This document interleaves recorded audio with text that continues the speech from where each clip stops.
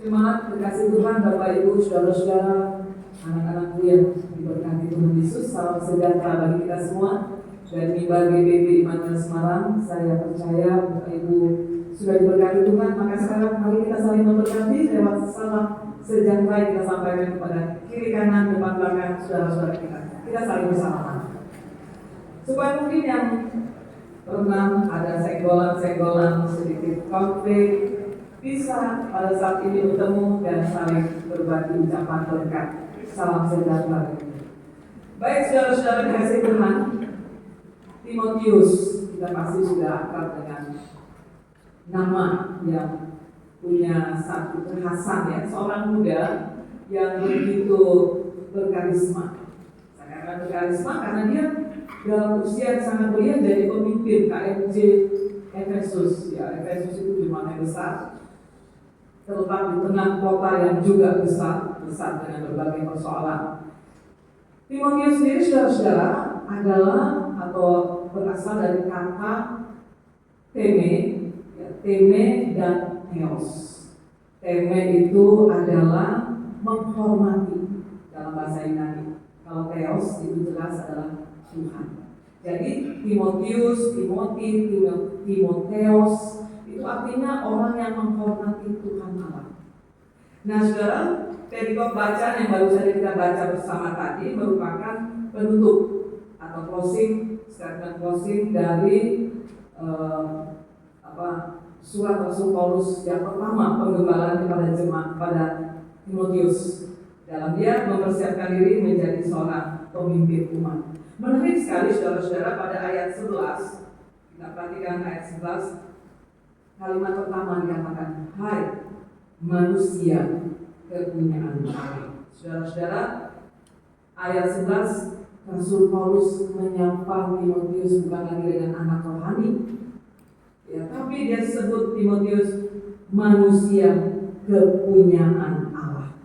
Saudara, kita pasti pernah mendengar ya istilah-istilah, ada manusia super, manusia setengah dewa, manusia robot, manusia serigala, dan lain sebagainya. Kita pasti memahami bahwa arti dari sebutan tadi sangat dijelaskan dengan kalimat atau kata yang di belakang kata manusia. Nah, kalau Rasul Paulus menyebut Timotius manusia Allah, itu bukan berarti Timotius itu manusia setengah dewa atau manusia super, manusia yang punya kekuatan luar biasa, supernatural, bukan itu saudara-saudara. Tapi sebutan manusia Allah ini menunjukkan bahwa Timotius adalah kepunyaan Allah. Timotius adalah abdi Allah.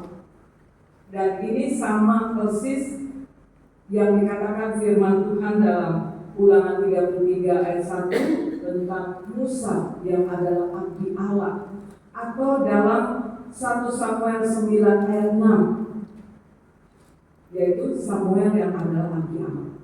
Nah saudara-saudara, kita di sini melihat bagaimana Timotius disebut sebagai abdi Allah, hamba Allah, milik kepunyaan Allah. Ada beberapa hal saudara yang ditegaskan oleh Rasul Paulus. Pertama, sebagai manusia kepunyaan Allah, Timotius harus mengejar karakter ilahi dan menjauhi berbagai kefanaan dunia. Ayat 11 sampai 13 yang kita baca tadi. Lalu yang kedua, agar Timotius mentaati semua perintah Allah.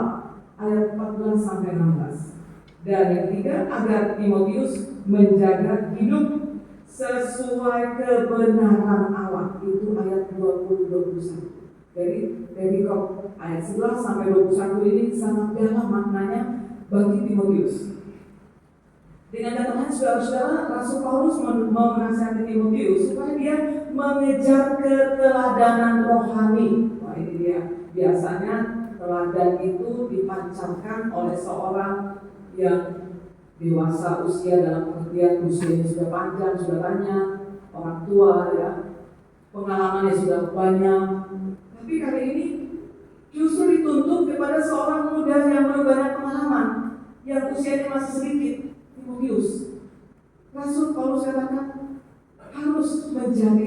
Anda memberi keteladanan rohani kepada siapa? Jemaat Tuhan di Efesus. Dan ini sangat penting bagi Timotius dalam menjalankan tugas kepemimpinannya, sebab seorang pemimpin sangat identik dengan keteladanan.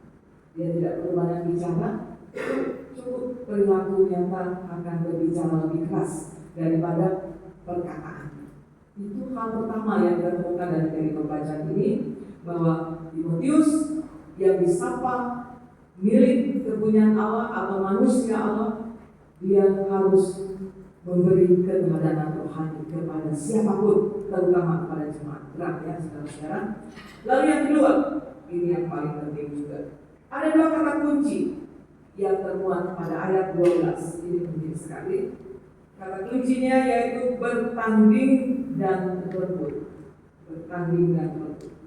Kata bertanding yang dipakai oleh Rasul Paulus dalam bahasa Yunani ini saudara adalah agonizomai. Bahasa Jepang ya. Agonizomai yang diambil dari akar kata agonis, yang artinya apa saudara-saudara? Menderita. Jadi bukan dalam pengertian perjuangan atau peperangan, tapi justru agonis ini diartikan menderita atau sebuah penderitaan. Apa maksudnya saudara-saudara? Nanti kita akan temukan maksud dari kata agonizomai. Ada 4 kata kerja yang disebutkan Rasul Paulus dalam bacaan tadi, yaitu jauhilah, kejarlah, bertandinglah, rebutlah. Saudaraku, Rasul Paulus mengajarkan Timotius bahwa hidup atau kehidupan ini bukan tempat manusia bermalas-malasan. Sejak Adam dan Hawa ditempatkan di dunia, maka tugas Adam dan Hawa adalah bekerja keras. Kecuali mereka belum ada dalam dosa, mereka bisa bersantai dia. Segala sesuatu sudah disiapkan di taman Firdaus. Tapi ketika Tuhan tempatkan, Tuhan taruh mereka, Tuhan usir bahkan mereka ke bumi, maka konsekuensi logis mereka harus bekerja keras. Dan bekerja keras itu identik dengan pertandingan, perjuangan, bahkan peperangan. Dan sebuah kemenangan iman tidak pernah dapat diraih dengan sikap santai, ya, bermalas-malasan, tapi harus dengan kesediaan dan kesetiaan. Timotius harus berjuang totalitas dan kolot, bahkan dia harus siap menderita karena perjuangan imannya. Dan ini bercermin pada perjuangan iman Tuhan Yesus. Ya, dia berjuang peperangan melawan atau menghadapi peperangan rohani, menghadapi cobaan, godaan dari kuasa kejahatan yang begitu luar biasa. Bukan hanya kesediaan dan kesetiaan Tuhan Yesus yang disampaikan, tapi juga pengorbanan yang totalitas, ya, sampai berdarah-darah. Dia berkorban untuk menunjukkan kesetiaan dan kesediaan dalam perjuangan, melaksanakan apa yang menjadi kehendak Bapa Saudara. Demikian saudara-saudara, firman Tuhan ditafsirkan bagi kita. Lalu bagaimana kita menghidupi firman Tuhan dalam keseharian kita? Pertama, saudara-saudara, kita percaya bahwa Tuhan izinkan hidup kita ini menggenapi firman Tuhan. Kita aminkan bahwa hidup saya, hidup saudara diizinkan Tuhan menggenapi firman Tuhan. Maka bukan hanya kepada Timotius firman Tuhan nyatakan bahwa Timotius adalah manusia kepunyaan Allah, tapi saudara dan saya juga adalah manusia kepunyaan Allah. Itu harus kita aminkan, harus kita imani.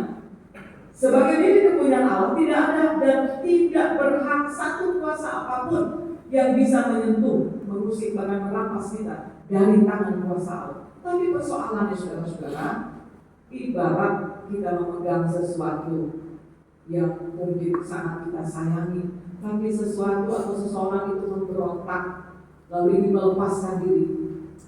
Ini yang menjadi persoalan bagi manusia, bagi saudara dan saya. Bagaimana kita melihat dan menghargai kuasa dan kasih Allah yang begitu luar biasa memegang hidup kita. Banyak kali saudara-saudara, manusia kurang berhati-hati menjalani hidup, padahal dia melangkah di tengah begitu banyak godaan dan cobaan yang dilakukan dunia untuk menjatuhkan anak-anak Tuhan.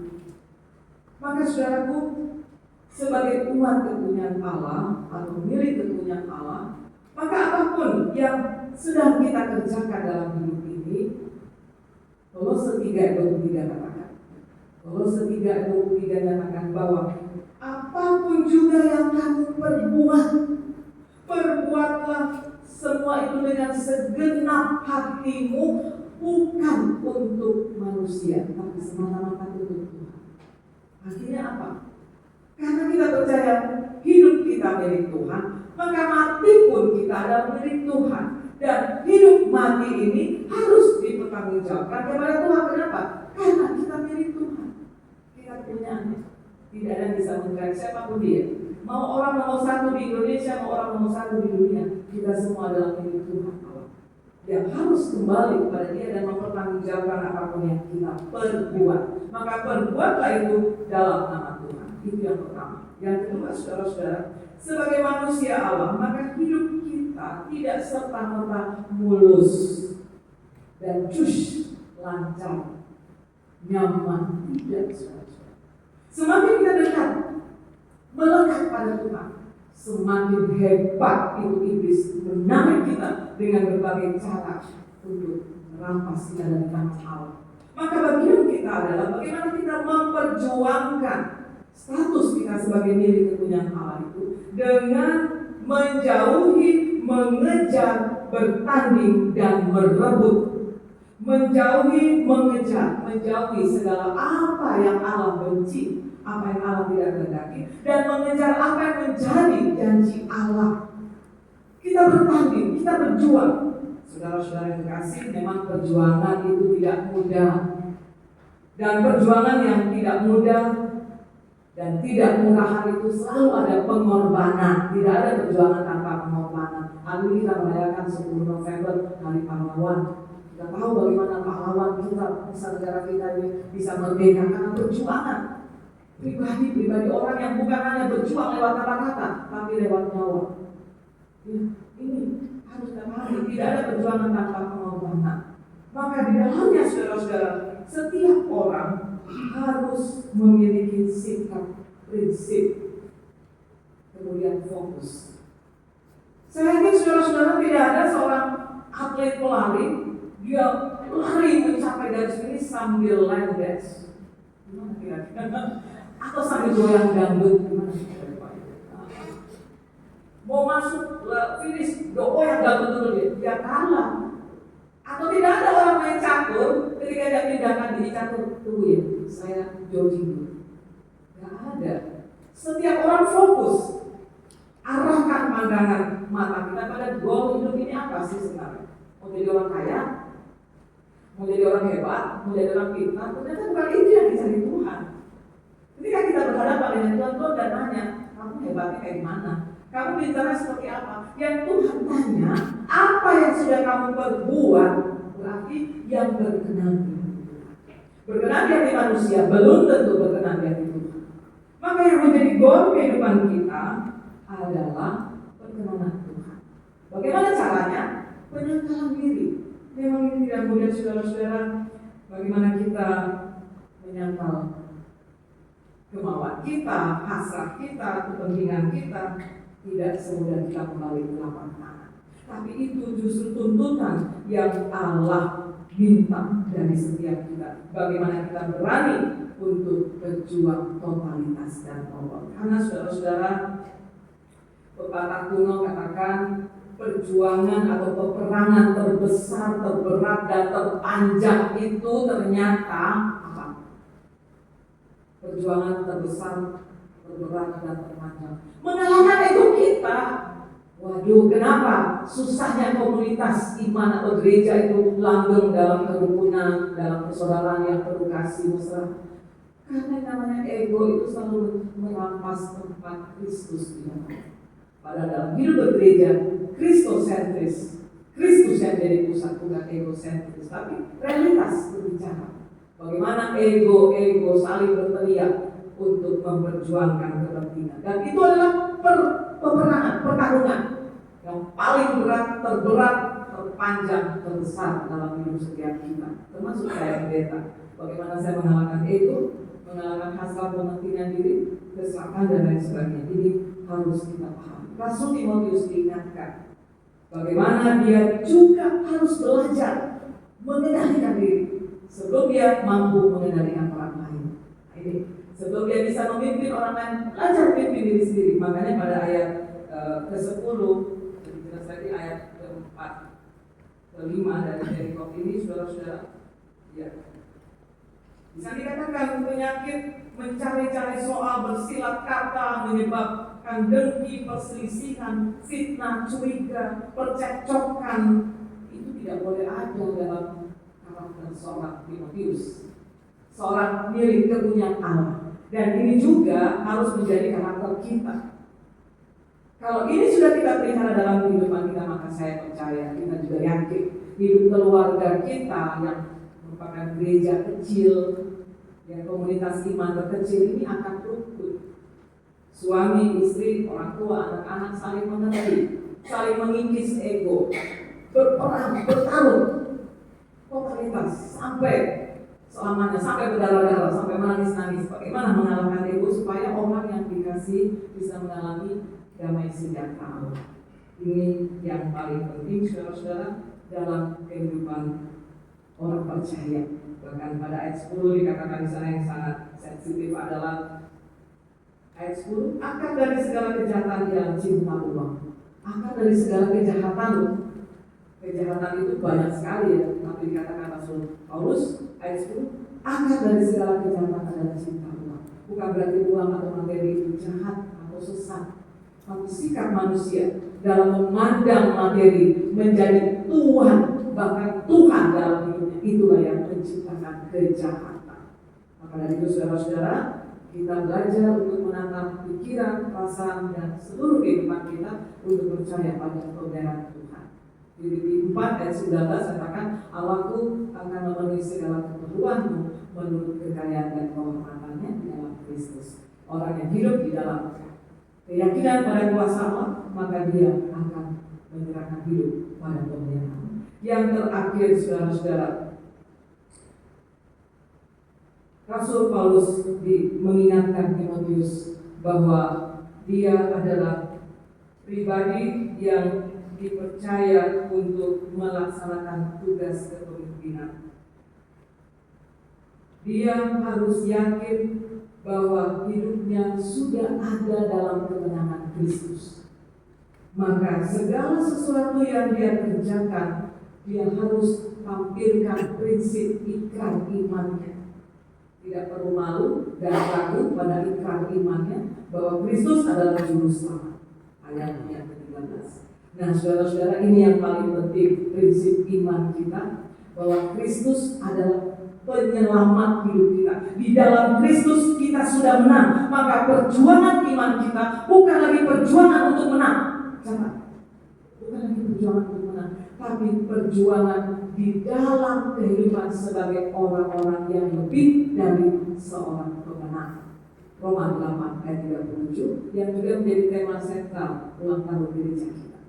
Saya yakin saudara-saudara tidak ada seorang pemenang yang jalan hidup dengan meraung-raung, menangis, mengeluh, marah-marah, kecewa, gak ada kan? Seorang pemenang itu euforianya, semangatnya luar biasa. Artinya, jalanilah hidup sebagai pribadi yang memancarkan kemenangan Kristus. Jangan sebagai pribadi yang dikalahkan oleh persoalan, oleh pergumulan, oleh berbagai tantangan. Dalam pelayanan sedikit saja dapat tantangan sudah menciut. Seperti putri malu. Saudara tahu tanaman putri malu disentuh sedikit langsung ciut. Itu saya suka sekali waktu kecil. Kalau saya padang rumput saya cari putri malu. Karena saya injak dia langsung muncul. Banyak kali iman orang Kristen seperti itu. Tapi seharusnya saudara-saudara, kita memiliki iman seperti saudara tahu ikan salmon, bukan Pak Salmon, pengusaha salmon. Jadi ikan salmon itu kenapa mahal? Kenapa betapa dia luar biasa, wow banget. Dan memang dagingnya gizinya juga tinggi, tapi yang paling istimewa saudara-saudara, ikan salmon itu kenyal, dagingnya luar biasa, alot tapi enak lah begitu ya. Kenapa bisa demikian saudara-saudara? Konon katanya, ini bukan katanya, saya temukan di catatan saya, para nelayan Jepang, orang Jepang itu, ketika dia menangkap ikan salmon, itu dia taruh di sebuah kotak. Jadi di tengah lautan sekali itu, dia sudah bawa itu kayak ember kecil. Lalu di dalam ember itu taruh air laut tentunya. Dan ada anak hiu. Menurut saya nggak ngerti anak hiu kayak gimana ya. Anak hiu ditaruh dalam ember itu. Dan ikan salmon itu ketika sudah ditangkap ditaruh dalam ember itu. Tujuannya apa, saudara-saudara? Supaya dia terus bergerak. Ya, dia tidak boleh diam, dia terus bergerak. Dengan dia bergerak, maka itu akan membuat dagingnya menjadi kenyal. Dan memang ikan salmon, saudara-saudara, karakternya adalah melawan arus. Dia tidak pernah ikut arus. Di mana ada arus dia langsung terjang. Dan semakin banyak atau derasnya arus, dia semakin senang, kuat. Makanya dagingnya begitu kenyang. Ini gambaran hidup orang beriman, saudara-saudara. Kalau kita jalani hidup yang mulus-mulus, bagus-bagus aja, nanti kita jadi lembek dan romek. Romek itu apa-apa langsung layu, apa-apa langsung menggerutu, mengeluh. Tidak punya jiwa fighting, tidak punya jiwa struggle yang begitu luar biasa. Maka kita sebagai orang percaya, pengikut Kristus, jemaat Immanuel Semarang, mari kita tunjukkan karakter Kristus dalam hidup kita yang adalah lebih dari seorang pemenang di dalam Kristus. Maka kita akan melihat bagaimana cara Tuhan menolong kita keluar dari masalah. Yaitu kita bisa menghadapi masalah bukan dengan berteriak, Allah tolong aku punya masalah besar. Tapi kita akan berteriak, hai masalah, aku punya Allah yang besar.